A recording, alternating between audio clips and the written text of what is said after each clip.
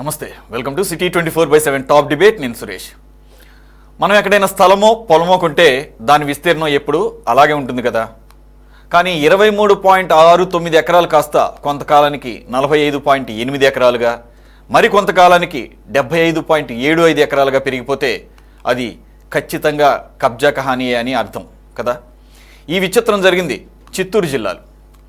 ఈ వింత లెక్కకు కర్త కర్మ క్రియ మాజీ మంత్రి పెద్దిరెడ్డి. తన కుటుంబానికి చెందిన 23.69 ఎకరాలను 75.75 ఎకరాలుగా మార్చిన ఘనత పెద్దిరెడ్డి రామచంద్రారెడ్డిదే. అధికారం అండతో తప్పుడు పత్రాలతో ఏకంగా అటవీ భూముల్లో 51 ఎకరాలకు పైగా ఆక్రమించి పెద్ద సామ్రాజ్యాన్ని కట్టేసుకున్నారు. అందులో విలాసవంతమైన గెస్ట్ హౌస్, పైగా ప్రభుత్వ నిధులతో రోడ్డు కూడా వేసేసుకున్నారు. ఈ అక్రమ దందా బయటకు రావడంతో ప్రభుత్వం విచారణకు ఆదేశించింది. మరి ఇప్పుడైనా పెద్దిరెడ్డి పాపాల పుట్ట పగులుతుందా? ముందుగా ఈ అంశంపై డిబేట్లో పార్టిసిపేట్ చేస్తున్నారు తెలుగుదేశం పార్టీ అధికార ప్రతినిధి శ్రీనివాస్ చౌదరి గారు. నమస్తే అండి, వెల్కమ్ టు ద డిబేట్. అలాగే కాంగ్రెస్ నుంచి ఏపీసీసీ స్టేట్ మైనారిటీ అబ్జర్వర్గా ఉన్నటువంటి షేక్ బాజీ గారు. నమస్తే సార్. అలాగే సిపిఎం రాష్ట్ర వ్యవసాయ కార్మిక సంఘ అధ్యక్షులు వెంకటేశ్వర గారు జాయిన్ అయ్యారు. నమస్తే అండి.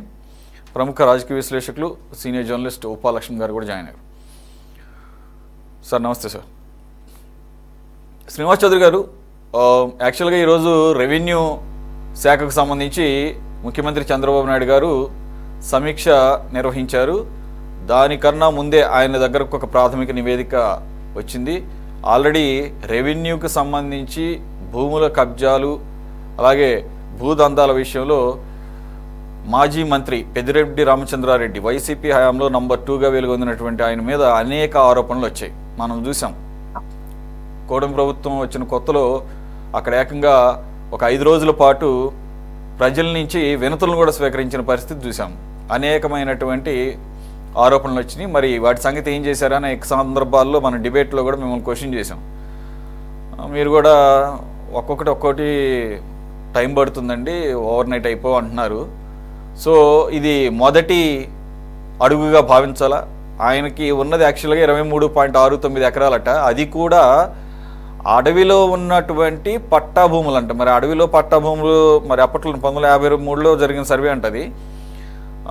ఆ రెండు కూడా పెద్దిరెడ్డి రెండు పట్టా భూములు ఉన్నాయి. ఒకటి 7 ఎకరాలు, మరొకటి 16 ఎకరాలు అంటున్నారు. మొత్తం కలిపి 23 ఎకరాలు. సరే, ఇంకెవరిది లేదనుకున్నారు, చుట్టూ ఉన్నది అటవీ ప్రాంతం అనుకున్నారు. మొత్తానికైతే ఇప్పుడు అది 75.75 ఎకరాలు అంటున్నారు.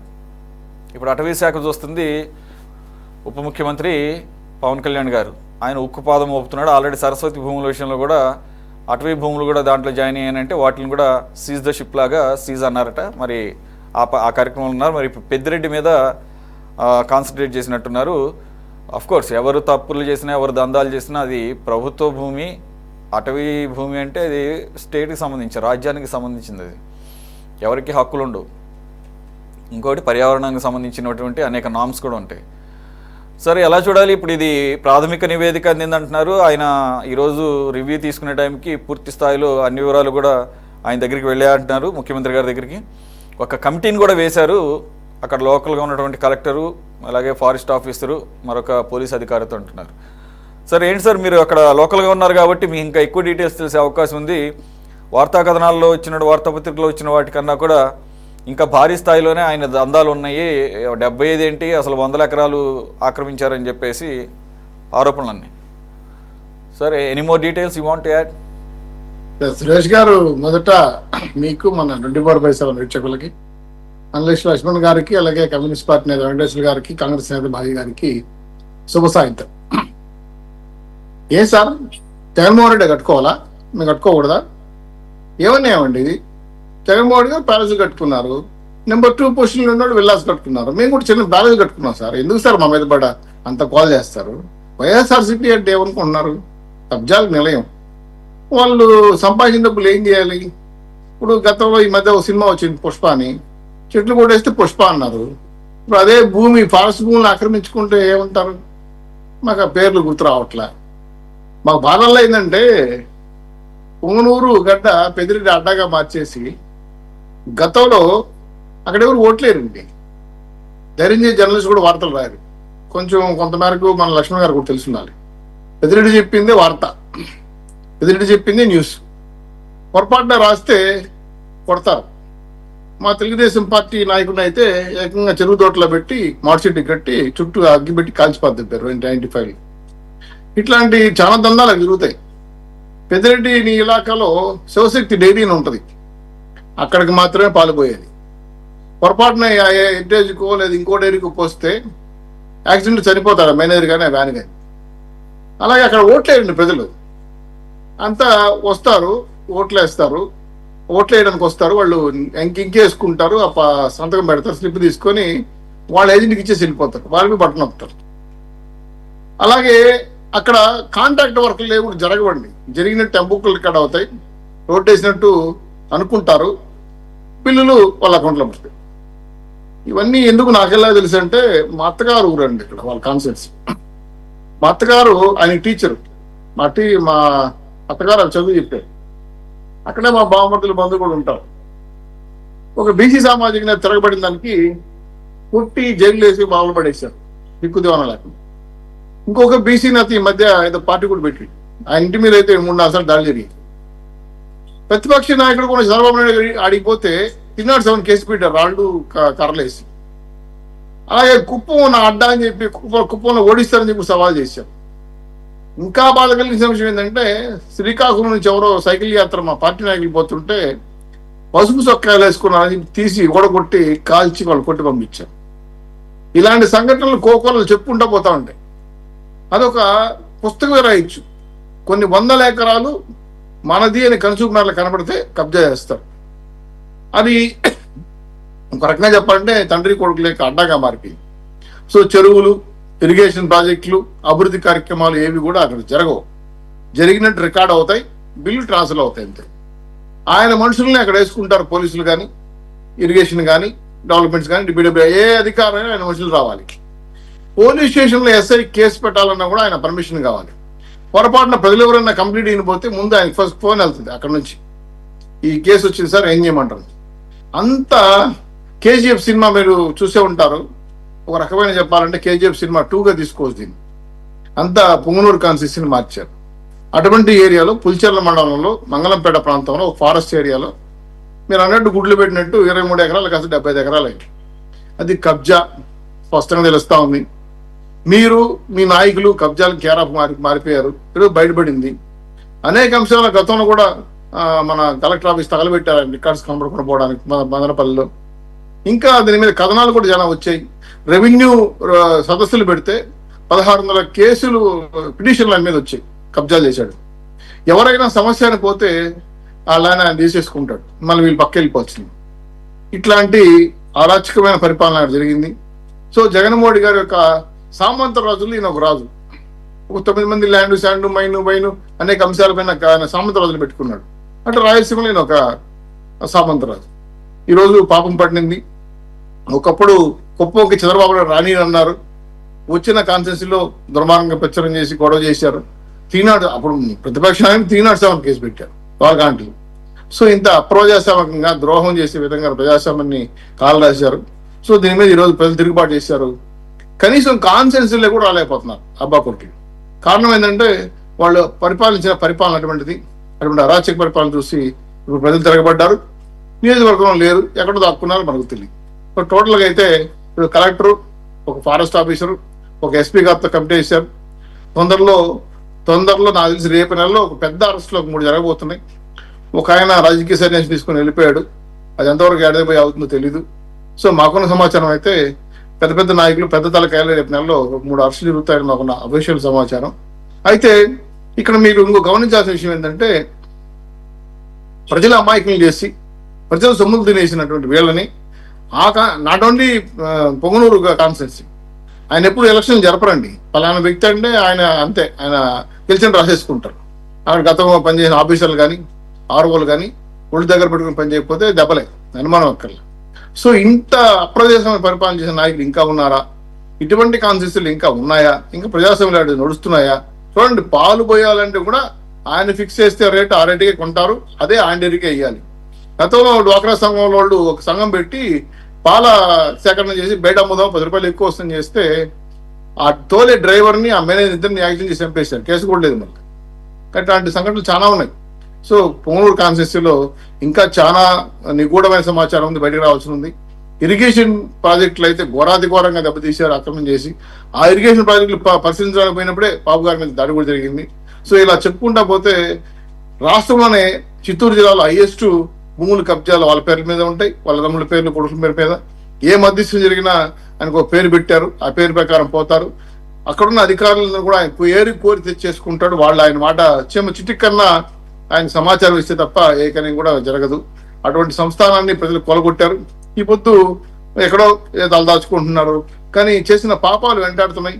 తిరిగి తీసుకోవాల్సిన బాధ్యత ఉంది. కాబట్టి ఖచ్చితంగా ఎన్డీఏ కూటమి ఖచ్చితంగా ఈరోజు సిట్టు ఎన్క్వైరీ చేసి తొందరలో అరెస్టులు చేయబోతారనే విషయాన్ని మాకున్న సమాచారం. ఖచ్చితంగా ఇటువంటి వ్యక్తుల్ని ప్రజలు క్షమించకూడదు, ప్రజాస్వామ్యం క్షమించకూడదు. కోర్టులు, చట్టాలు, న్యాయాలు కూడా ఇటువంటి వాళ్ళని చాలా సీరియస్ గా తీసుకుని పరిగణించాల్సిన బాధ్యత ఉంది. లేకపోతే ఇటువంటి ఎమ్మెల్యేలు అయ్యి మనకు మొగుళ్ళు అవుతున్నారు, రాష్ట్రానికి ఆర్థిక నేరస్తులుగా మారిపోతున్నారు. చివరికి ఒక మాఫియా డాన్లుగా మారిపోయి ఒక కేజీఎఫ్ సినిమా లాగా రాష్ట్రాన్ని మార్చేయాలని ప్లాన్ చేసుకున్న గత ప్రభుత్వాన్ని ప్రజలు చితరించుకున్నారు, అసహించుకున్నారు, ఓడగొట్టారు. అయితే మేము ఖచ్చితంగా ప్రజాస్వామ్యాన్ని కాపాడుకోవాలని బాధ్యత మాకు ఉంది. కాబట్టి పవన్ కళ్యాణ్ గారు చూసిన రిపోర్ట్ ప్రకారం, సీఎం గారి రిపోర్ట్ ప్రకారం ప్రాసెస్ స్టార్ట్ అయింది. ఖచ్చితంగా యాక్షన్ సివియర్ గా ఉంటుందనే విషయాన్ని మాత్రం స్పష్టంగా చెప్పగలను సురేష్ గారు. ఓకే శ్రీనివాస్ గారు. పోతే వెంకటేశ్వర్ గారు. సార్ వెంకటేశ్వర గారు నమస్కారం అండి. సార్ ఇదే పెద్దిరెడ్డి రామచంద్రారెడ్డి గారి మీద వచ్చే చర్చ ఇది మొదటిసారిదేం కాదు. దాదాపు 20 సంవత్సరాల క్రితం సోమల మండలంలో మీకు అందరికి ఐడియా ఉంటుంది.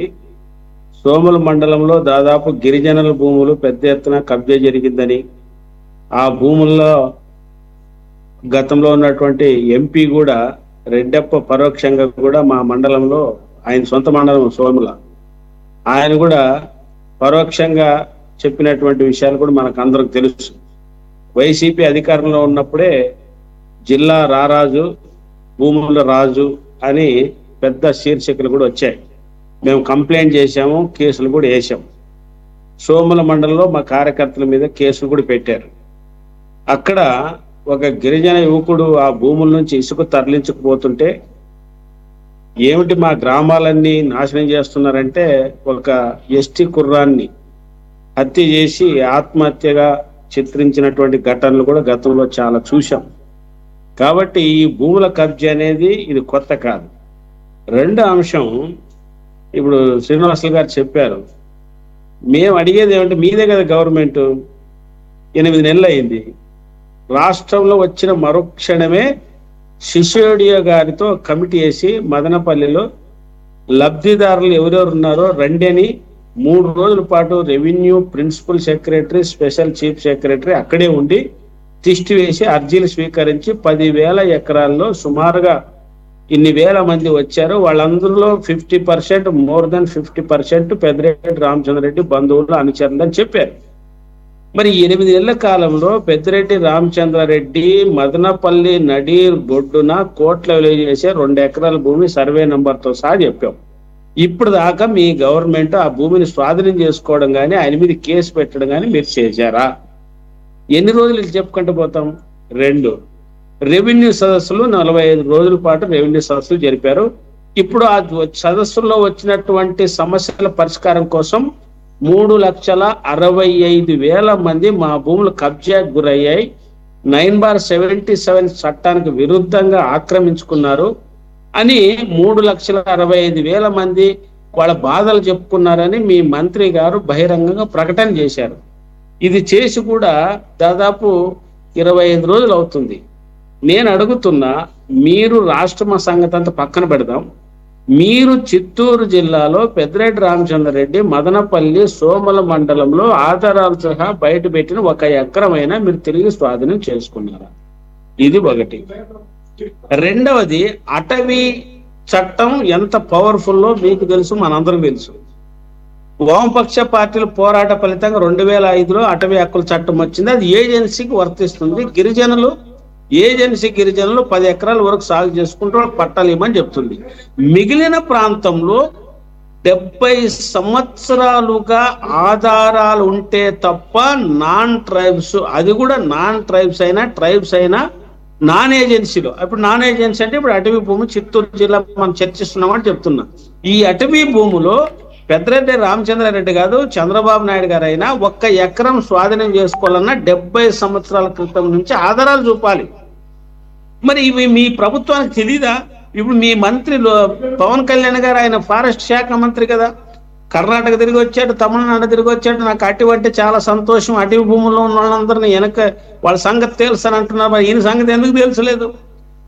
కాబట్టి కబ్జాదారులు ఎంత ప్రమాదమో, కబ్జా చేసినటువంటి వాళ్ళ పట్ల ఉదాసీనం ఉండడం కూడా అదే ప్రమాదము. మీరు కూడా ప్రమాదకారులే. 3వ అంశం, మీరు ఇప్పుడు ఉన్నటువంటి ముఖ్యమంత్రి గారు నెల్లూరు జిల్లా, ఇప్పుడు తిరుపతి జిల్లా బాలాయపాలెం మండలంలో 1500 ఎకరాల భూమి కొంట, అందులో గిరిజనుల భూమి 12 ఎకరాలు అటవీ భూమిని స్వాధీనం చేసుకొని రోడ్డు వేసుకున్నది నిజం కాదా? శ్రీనివాస నాయుడు గారు, మీకు తెలీదా? మీ ఊరు పక్కనే కదా. కాబట్టి వీళ్ళ అనేది కాదు, కానీ అందరూ ఈ పద్ధతిలో చేస్తున్నారు. మేము కోరేది ఏమంటే, పెద్దిరెడ్డి రామచంద్రన్ అనే వ్యక్తి గతంలో ఫారెస్ట్ మినిస్టర్ గా ఉన్నాడు రాజశేఖర రెడ్డి గారు ఉన్నప్పుడు. అప్పుడు పెద్ద ఎత్తున ఆరోపణలు వచ్చినాయి, మైనింగ్ లో ఆరోపణలు వచ్చినాయి. ముఖ్యమంత్రి అయిన మరుక్షణమే చంద్రబాబు నాయుడు గారు ఆయన మీద పడ్డాడు. మరి కొండను తవ్వి ఎలకను పట్టుకున్నట్టు ఇప్పటిదాకా ఆయన అరెస్ట్ చేయడం కానీ, ఆయన మనుషులను అరెస్ట్ చేయడం కానీ, ఆయన కొడుకును అరెస్ట్ చేయడం కానీ, కనీసం పెద్దిరెడ్డి రామచంద్రరెడ్డి పలానా భూమిలో ఇంత ఆక్రమించుకున్నాడని పేపర్లో రాయడం తప్ప మీ ప్రభుత్వం ఎక్కడన్నా బహిరంగంగా ప్రకటించిందా? దీన్ని బట్టి మేమేమనుకోవాలి? మీడియా చేసిన దాన్ని గ్యారెంటీ అనుకోవచ్చు, తప్పు అనుకోవచ్చు, కానీ మీ ప్రభుత్వంగా, తెలుగుదేశం కూటమి ప్రభుత్వంగా చిత్తూరు జిల్లాలో కానీ, కడప జిల్లాలో కానీ, తిరుపతి జిల్లాలో కానీ పెద్దిరెడ్డి రామచంద్రరెడ్డి ఆయన బినామీగానే అంచారు, కానీ ఇంత ఆక్రమించుకున్నాడని మీరు ఎక్కడైనా బహిరంగంగా ప్రకటన చేశారా? ఇప్పుడు దాకా ప్రభుత్వం అధికారికంగా చేయలేదు. కాబట్టి మీరు మాట్లాడే హక్కు కూడా మీకు లేదు. అందుకోసం ఇప్పటికైనా మేము కోరుతున్నది ఏమంటే, రెవెన్యూ సదస్సుల్లో not only Chittoor district Peddireddy రామచంద్రరెడ్డే కాదు, త్రూఅవుట్ స్టేట్ లో అనేక కమిటీలు ఇచ్చిన దాని ప్రకారంగా 15 లక్షల ఎకరాలు పేదలు ప్రభుత్వ భూమి బలవంతంగా ఆక్రమించుకున్నారని గతంలో వైసీపీ ప్రభుత్వం చెప్పింది. మీరు కూడా దాన్ని వెనక్కిస్తామని చెప్పారు. ఇప్పటి వరకు అటువంటి దొంగలు ఎంతమంది ఉన్నారని ఎక్కడన్నా బహిరంగ ప్రకటన చేయలేదు ఇంతవరకు.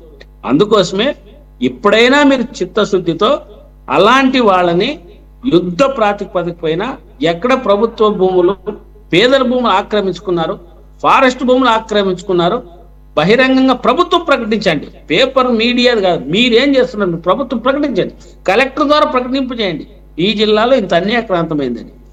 ఇప్పుడు ఒక పక్క ఏమో అడవిని కాపాడాలని చెప్తున్నాము, రెండో పక్క చిత్తూరు జిల్లాలో భారతదేశంలో ఉన్నటువంటి ఎర్ర చందనములో అక్కడి నుంచే తరలించిపోతుందని చెప్తున్నారు. గతంలో ఉన్నటువంటి ప్రభుత్వం కూడా ఎర్ర చందనము స్మగ్లర్కి చేతునిచ్చింది. ఆ దొంగలు ఎవరో మీకు తెలిసి ఉంటుంది. మరి ఇప్పుడు మీరు అరెస్ట్ చేయొచ్చు కదా. దీన్ని బట్టి మాకు అర్థమయ్యేది ఏమిటంటే, ప్రభుత్వం మారొచ్చు, వ్యక్తులు మారొచ్చు, విధానంలో ఏమి పెద్దగా మార్పు కావట్లేదు. అందుకో ఇప్పటికి మిమ్మల్ని ఆశిస్తున్నాం, ఇప్పటికి మీరు న్యాయం చేస్తారని మాకు నమ్మకం కనిపిస్తుంది. ఎప్పటికైనా అటువంటి దొంగలు బయటకు పెట్టండి. ఫారెస్ట్ యాక్ట్ ప్రకారంగా మీకు తెలుసు ఆ చట్టం ఎంత పగడ్బందీగో మీకు తెలుసు.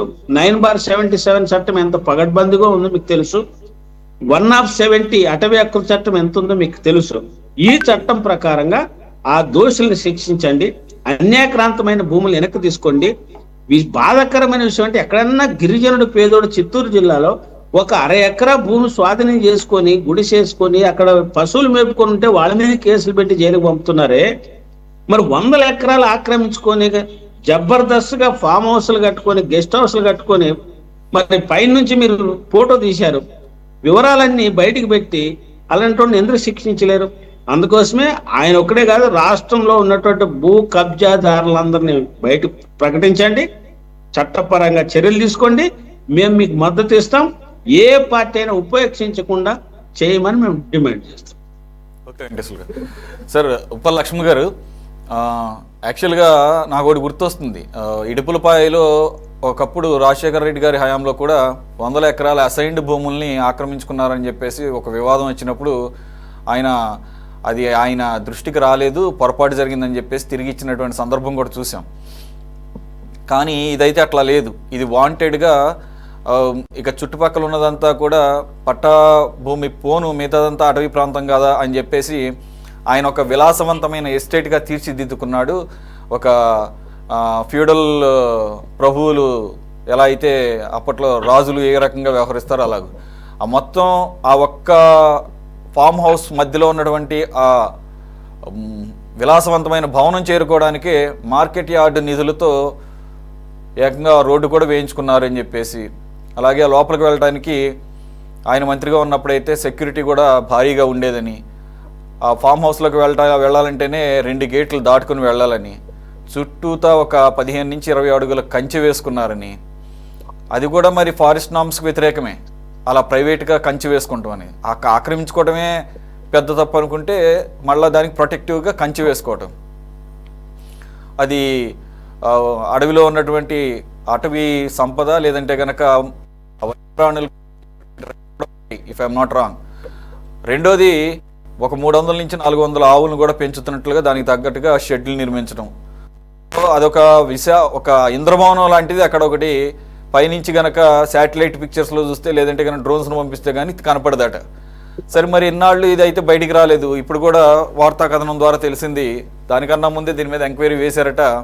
మొత్తానికైతే ఒక విచారణ కమిటీ వేశారు.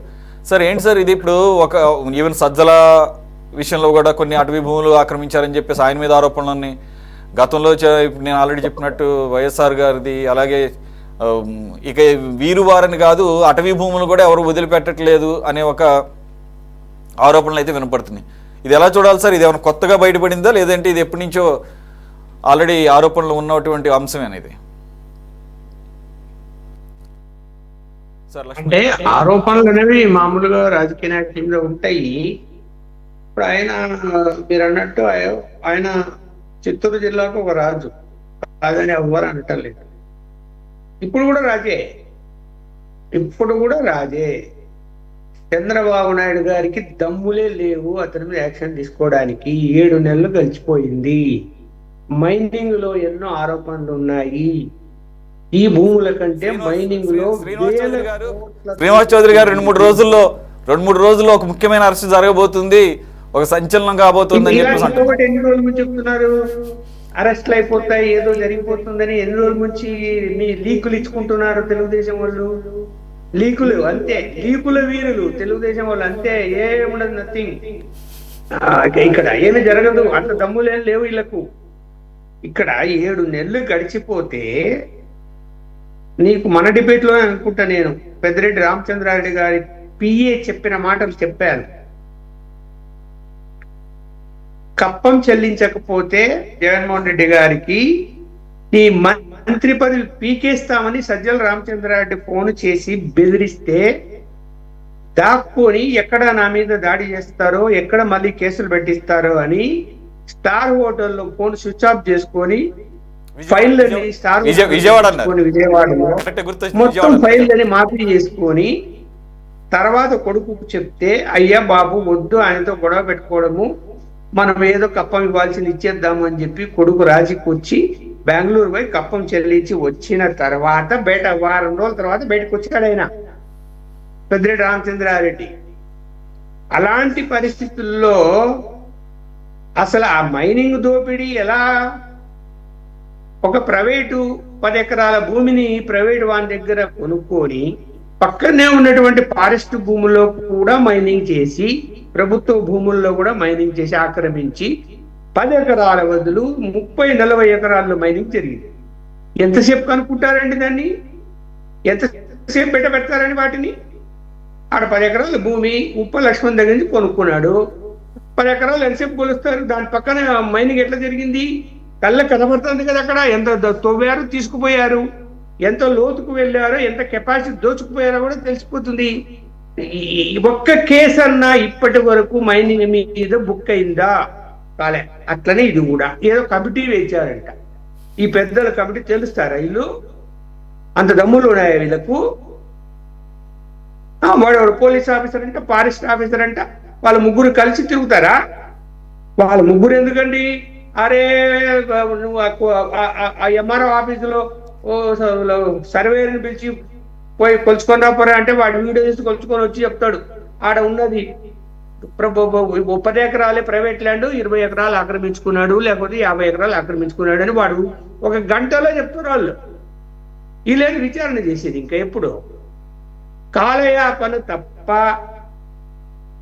చర్యలు తీసుకునే విషయంలో ఈ ప్రభుత్వానికి కూటమి ప్రభుత్వం అంటాం ఇప్పుడు, ఎందుకంటే తప్పదు కదా చంద్రబాబు నాయుడు అంటే ప్రయోజనం లేదు. ఇక్కడ మళ్ళీ జనసేన ఉంది, తర్వాత బీజేపీ ఉంది. ఇప్పుడు జనసేన ఆయన స్క్రోలింగ్ వస్తుంది, ఎందుకు అటవీ శాఖ ఆయనదే కాబట్టి వేరే ఛానల్లో చూస్తున్నా కఠిన చర్యలు తీసుకుంటాము అని అంతే.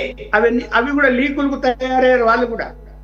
తెలుగుదేశం ఎలా లీకులు ఉందో జనసేన కూడా లీకులకు తయారైపోయారు. బీజేపీ కంటే వాళ్ళకేం పవర్స్ లేవు, వాళ్ళని ఎక్కడ పెట్టాలో అక్కడ పెట్టి కూర్చున్నారు. వాళ్ళు మాట్లాడేది ఏముండదు, ఇంకా ఏమన్నా కూడా జనసేన కథ పవర్ ఉంది. ఏదైనా పవన్ కళ్యాణ్ ఫైట్ చేస్తున్నాడు ఒప్పుకుంటాము. ఎప్పుడు చేయగలుగుతారు, దానికి ఎన్ని రోజులు అవసరము, ఏ చర్యలు తీసుకుంటారు అన్న దాని మీద ఇవాళ ప్రజలకు కాదు తెలుగుదేశం కార్యకర్తలకే అనుమానాలు వచ్చి కోపంతో ఉన్నారు. ఇవాళ ఎవరో కాదు, గుండెల మీద చెప్పుకోండి చౌదరిని చెప్పమనండి. ఆయన కూడా ఆవేదన ఉంది. పెద్దిరెడ్డి రామచంద్రారెడ్డి తక్కువ దోపిడీ చేశాడా, ఇంకా కొన్ని విషయాలు బయటకు వచ్చాయి, రాని విషయాలు ఎన్ని ఉన్నాయి. అక్కడ ఆ జిల్లాలో తను ఏది అనుకుంటే అది సాధించాడు, ఏది అనుకుంటే అది జరగనిచ్చాడు. నువ్వు కూర్చోవాల్సిందే, ఏ ఆఫీసర్ అయినా నిలబడకుంటే నిలబడుకోవాల్సిందే.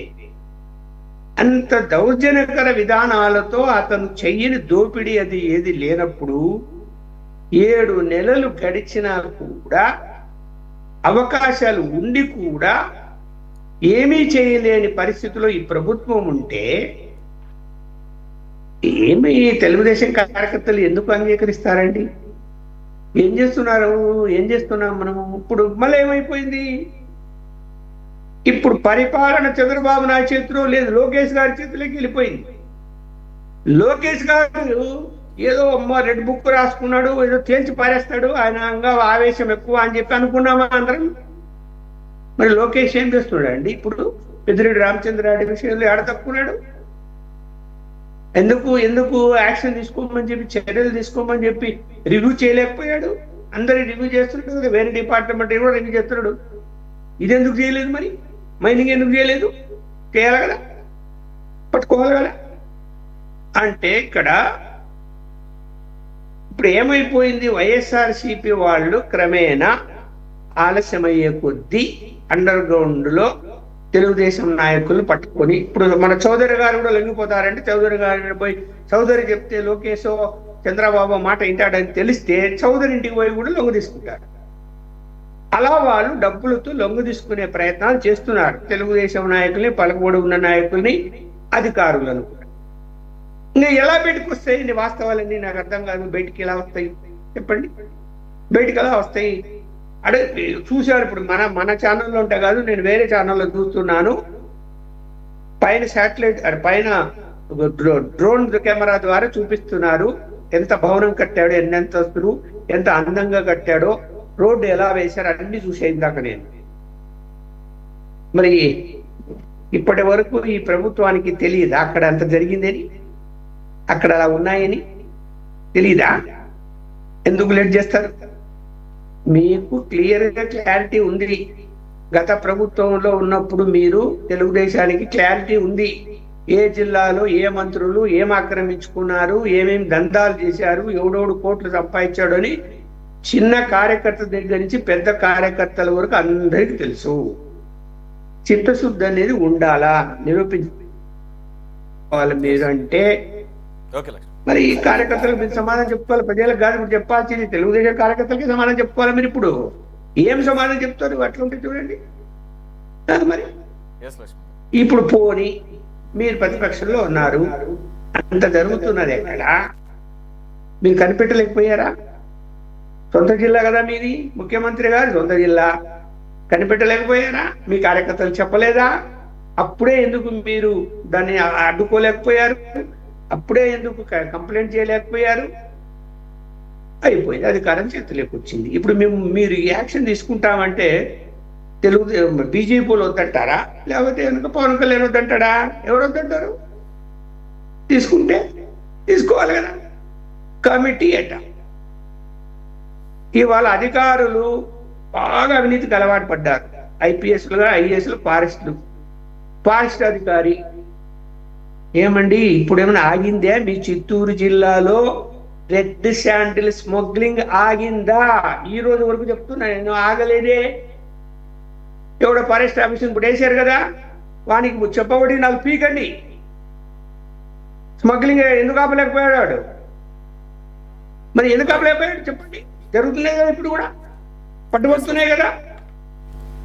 ఇవన్నీ ఏమి చేయకపోగా మీరు కూడా కాంప్రమైజ్ ధోరణిలో పోతే, వైఎస్ఆర్సీపీ దోపిడీదారులను అంట పెట్టుకొని తిరిగితే వాళ్ళకి 11 సీట్లు వచ్చాయి. మళ్ళీ చెప్తాను, మీకు 1 సీటు కూడా రాదు నెక్స్ట్ ఎలక్షన్స్. ఓకే బాజీ గారు, ఇది మరి ఇప్పుడు వార్తా పత్రికల్లో వస్తే మనకు తెలిసింది. లక్ష్మణ్ గారు అన్నట్లు లోకల్గా ఉన్నటువంటి అదే జిల్లాకు చెందినటువంటి ప్రస్తుత ముఖ్యమంత్రి చంద్రబాబు నాయుడు గారికి ముందు తెలియదా? అంటే ఆయన ప్రత్యక్షంగా ఆయన చూడాలని కాదు, ఆయన దృష్టికి గతంలోనే వచ్చి ఉండొచ్చు. మరి ఇప్పుడు 7-8 నెలల తర్వాత అది కూడా ఒక వార్తా కథనాన్ని చూసి సడన్గా సీరియస్ అయ్యారు, నివేదిక తెప్పించుకున్నారు. ఇప్పుడు పూర్తి స్థాయి నివేదిక తెప్పించుకునే క్రమంలో కమిటీ వేశారు. ఇదంతా నిజంగానే లక్ష్మణ్ గారు అన్నట్లు ఏదో ఉదాసీనంగానే ఉన్నట్లుగానే కనపడుతుంది. అంటే అయిపోయింది, ఏదో అయిపోయింది అన్నట్లుగా ఆ రకమైనటువంటి దీంట్లోకి వెళ్ళిపోయారా? లేదంటే కనుక దీంట్లో ఏమన్నా నిజంగానే చిత్తశుద్ధి కనపడుతుందా? లేదంటే బీజేపీ కూడా ఉండటంతో ఏమన్నా పైనుంచి కూడా ఏమన్నా ప్రెషర్స్ ఏమన్నా వస్తున్నాయా?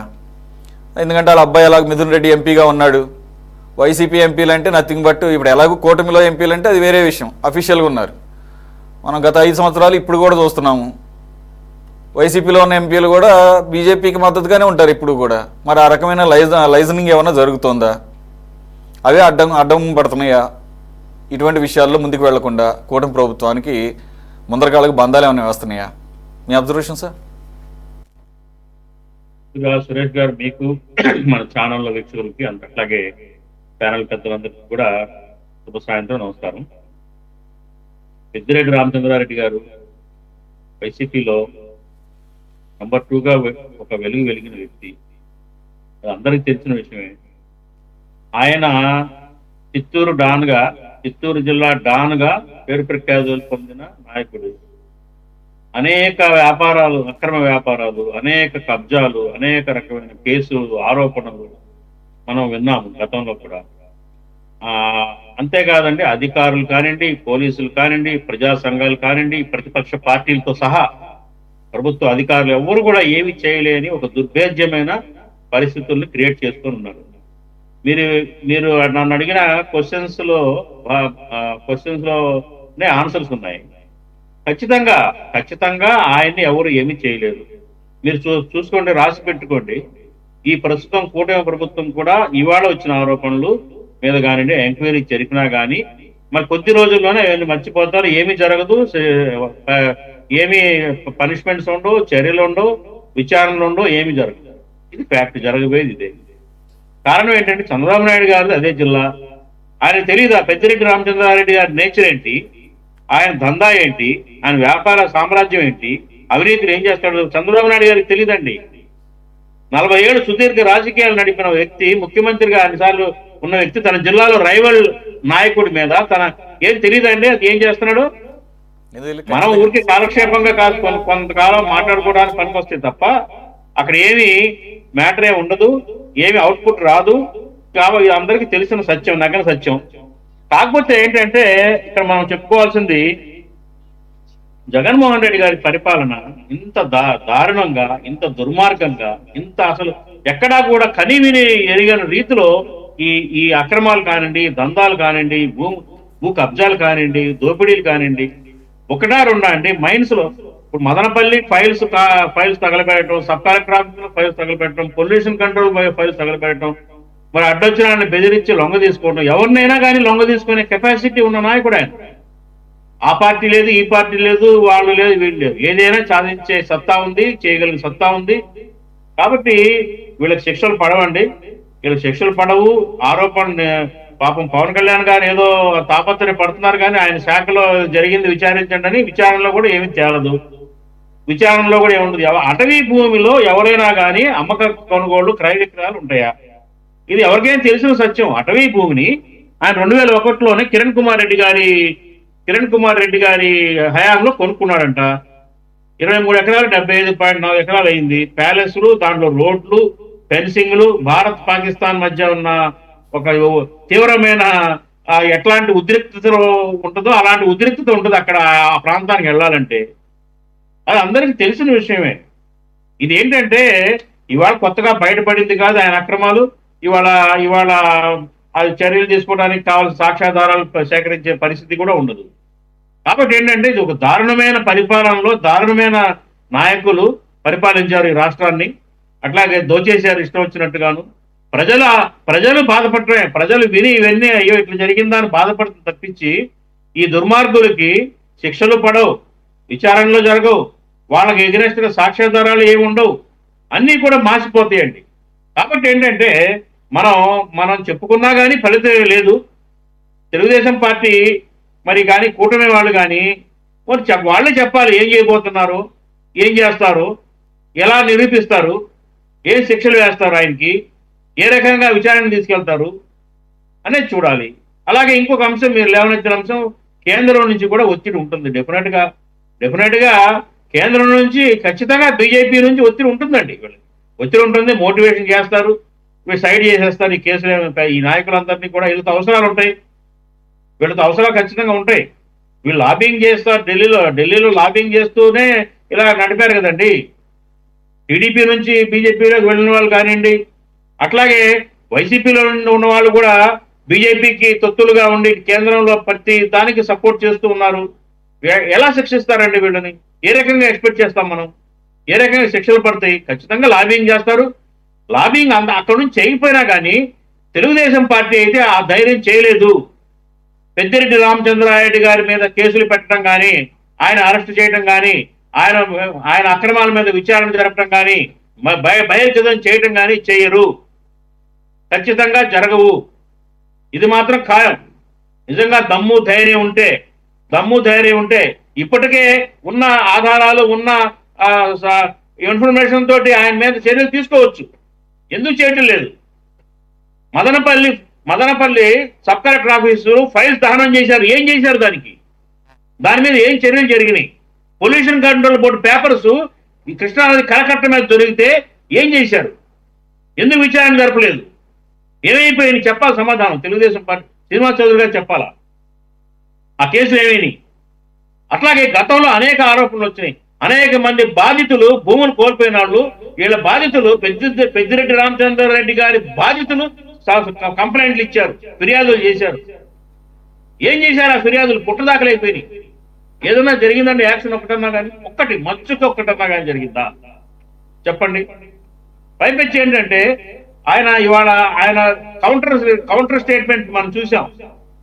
ఎల్లో మీడియా నా మీద బురద జరుగుతున్నారు, నేనే పాపం ఎరగను, ఎప్పుడో 2001లో కొనుక్కున్నాను, అది అమ్మినాడు ఎవడు? కొనడానికి అధికారం ఉంటుంది అడవుల్లో.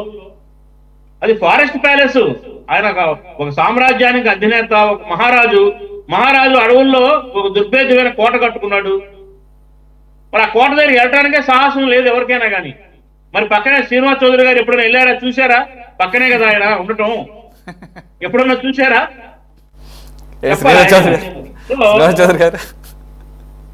సో మనం ఎంత మాట్లాడుకున్నా కానీ ఏమి జరగవు, వాళ్ళ మీద యాక్షన్ తీసుకోలేరు.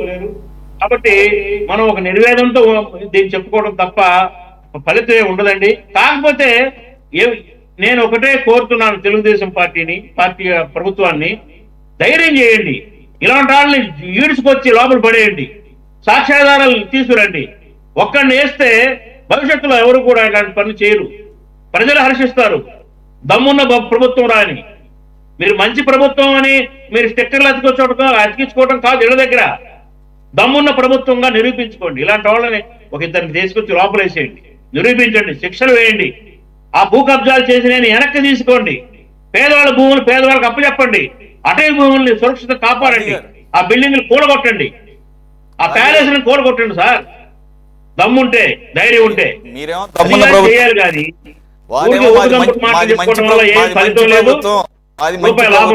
అందరి పట్ల మంచిగానే వ్యవహరిస్తుంది, మాది మంచి ప్రభుత్వం అని చెప్పేసి ప్రూవ్ చేసుకుంటున్నారేమో. మరి మంచి ప్రభుత్వం అంటే అందరికీ మంచిగానేమో, చెడు చేసిన వాళ్ళకి కూడా మంచిగానే వ్యవహరిస్తారేమో మరి. రైట్ శ్రీనివాస్ చౌదరి గారు, మరో అంశంలోకి వెళ్లే ముందు మీరేమన్నా అందరూ అన్ని వేళ్ళు మీ వైపు చూపిస్తున్నారు అంటే మీరు ఎటువంటి చర్యలు తీసుకోవడం లేదు, చాలా నిస్తేజంగా ఉంది. నిజంగానే ఒక్క పెద్దిరెడ్డి గారి సంబంధించే అనేకమైనటువంటి మీరు అధికారంలోకి వచ్చిన కొత్తలోనే మదనపల్లి ఫైల్స్ అక్కడేమో అవి తగలండి, ఆ కేసు ఏమైందో తెలియదు. అలాగే ఇక్కడ విజయవాడ కరకట్ట మీద కొన్ని తగలబడినాయి, అదేమైందో తెలియదు. ఇప్పుడు కొత్తగా ఇది ఆయనేమో ఎల్లో మీడియా ఇదంతా కూడా నేను చట్టబద్ధంగానే నేను కొనుక్కున్నానని చెప్పి సాయం చెబుతున్నాడు. మీరేమన్నా దీని మీద ఒక చిన్న క్లారిఫికేషన్ ఇస్తే let's move in to the.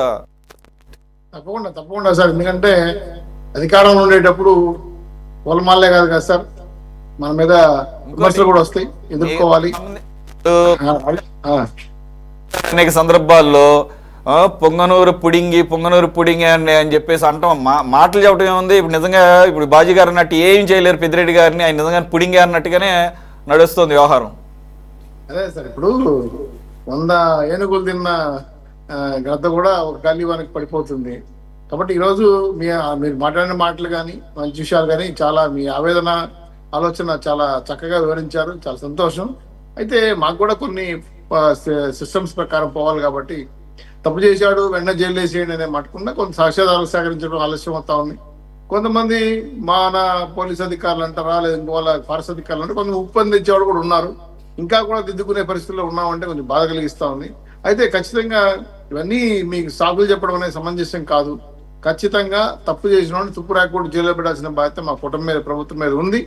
మరి ఏ కారణాలు రీతి ఆలస్యం అవుతా ఉందా, దీంట్లో లాభీలు జరుగుతున్నాయా, లేదా ఇంకో రకరకమైన విభేదాలు వస్తున్నాయా అనే అంశాలపైన కొంత మా స్థాయి అధికారులకి, మా స్థాయి కార్యకర్తలకు నాయకులు అందుబాటులో సమాచారం లేకపోయినా మాకు కూడా కొంత ఆందోళన ఉంది. ఎందుకంటే ఈ చాలా కేసులు 5 ఏళ్లలో ఎదుర్కొన్నాం, గొడవలు పడ్డాం, చనిపోయారు 20 మంది కార్యకర్తలు, కబ్జాలు, శాండ్ మైనస్ శ్వేతపత్రాలు రిలీజ్ చేసాం, అలాగే లిక్కర్ పైన పెద్ద శ్వేతపత్రాలు రిలీజ్ చేసాం. అనేక అంశాలపైన తప్పులు జరిగాయని చెప్తున్నా కానీ యాక్షన్స్ అనేవి చాలా స్లోగా ఉన్నాయి. అదేమన్నా చట్టపరంగా ఏమైనా ఇబ్బంది కలుగుతుందా, లేదంటే ఏమైనా కేసులు అడ్డుపడదు, నాకైతే లీగల్ యాక్టివిటీస్ పై అవగాహన లేదు. వాట్ ఎవర్ మేబీ అయితే ఖచ్చితంగా ఎన్డీఏ గవర్నమెంట్ చర్యలు తీసుకుంటా సార్. ఖచ్చితంగా మీ అందరూ ఆవేదనని అర్థం చేసుకోగలను. మీరు అన్ని మాటల్లో కూడా మేము ప్రజల కోసం పడతాం, కష్టపడతాం, ఖచ్చితంగా రాష్ట్ర అభివృద్ధి కోసం నిలబడతాం అనే విషయాన్ని స్పష్టంగా ఎన్డీఏ కూటమి సభ్యులుగా చెప్తున్నాం. ఇది అటవీ భూమి, ఇది మనందరిది, ఇది ప్రభుత్వం ప్రజల విషయం చెప్తున్నాను, దేశానికి సంబంధించినటువంటి ఫారెస్ట్ యాక్ట్ ప్రకారం వెంకటేశ్వర గారు చెప్పినట్టు చేయి తాకాలంటే భయం వేస్తుంది రిజర్వ్ ఫారెస్ట్ లోకి వెళ్ళాలండి. అటువంటి ల్యాండ్స్ కబ్జా చేస్తా ఉంటే ఈరోజు శాటిలైట్ నుంచి చూస్తా ఉంటే, ఫోటోలో చూస్తుంటే భయం కలుగుతుంది. భయం అధికారంలో ఉంటే ఏమైనా చేయగలరా అనే విషయం కూడా మాకు కంగారు పుట్టిస్తాను. సో కాబట్టి ఖచ్చితంగా చర్యలు అయితే ఉంటాయి సార్. ఆలస్యం దానికి మేము కూడా చింతిస్తున్నాం. సాధ్యమైన తొందరలో ఈ ఇష్యూస్ అన్ని కూడా మీరు చెప్పిన అన్ని ఇష్యూస్ కూడా కొలిక్కి వచ్చే పరిస్థితిలో ఉంది. ఎందుకంటే ఒక పక్క సంక్షేమ అభివృద్ధి కార్యక్రమాలతో పాటు ప్లస్ ఈ యొక్క డ్యామేజెస్ కూడా మేము కంట్రోల్ చేసుకుంటూ రావాలి. ఒక పైపు వెళ్ళిపోతే ఇంకో పై డ్యామేజ్ అవుతుంది, ఇంకోటి ఏంటి చెప్పిన కూటమి ఇచ్చిన హామీలు ఏమైనా గొడవలు పడతారు. కాబట్టి రెండింటిని ఈక్వల్ చేసుకుని వెళ్తాం. ఖచ్చితంగా మీ అందరి ఆవేదనని బాధను అర్థం చేసుకోగలుగుతాం. ఖచ్చితంగా మాకు కూడా భయం ఉంది, తప్పులు మేము చేస్తే మాకు కూడా తుప్పు రేగిపోతున్న విషయాన్ని స్పష్టంగా మాకు కూడా ఉంది. ఆ భయం నుంచి మంచి పరిపాలించడం కోసం కూటమి ప్రభుత్వం కట్టుబడి ఉంది, చేస్తాదనే హామీ కూడా నేను గట్టిగా చెప్పగలను. ఓకే శ్రీనివాస్ చౌదరి గారు, let's move on to the next topic. మాజీ సీఎం జగన్ సోదరుడికి 100 కోట్లకు పైగా విలువైన ముగ్గురాయి లీజు దక్కడం వివాదంగా మారింది. ఆ వెరైటీస్ గన్లను మామూలుగా ఆయనకు దఖలు చేస్తే వివాదం ఉండేది కాదేమో, కానీ వైసీపీ అధికారంలో లేకపోయినా వారి ఫైల్ మాత్రం చకచకా కదలడం, సెలవు రోజుల్లో సైతం గనుల లీజు ఉత్తర్వులు ఇవ్వడం, ప్రత్యర్థి పార్టీకి చెందిన వ్యక్తి ఫైలు ఆగమేఘాలపై కదలడం వెనుక అధికార పార్టీకి చెందిన కడప జిల్లా ముఖ్య నేత ఉన్నారని ప్రచారం జరగడమే ఇప్పుడు దుమారం రేపుతోంది.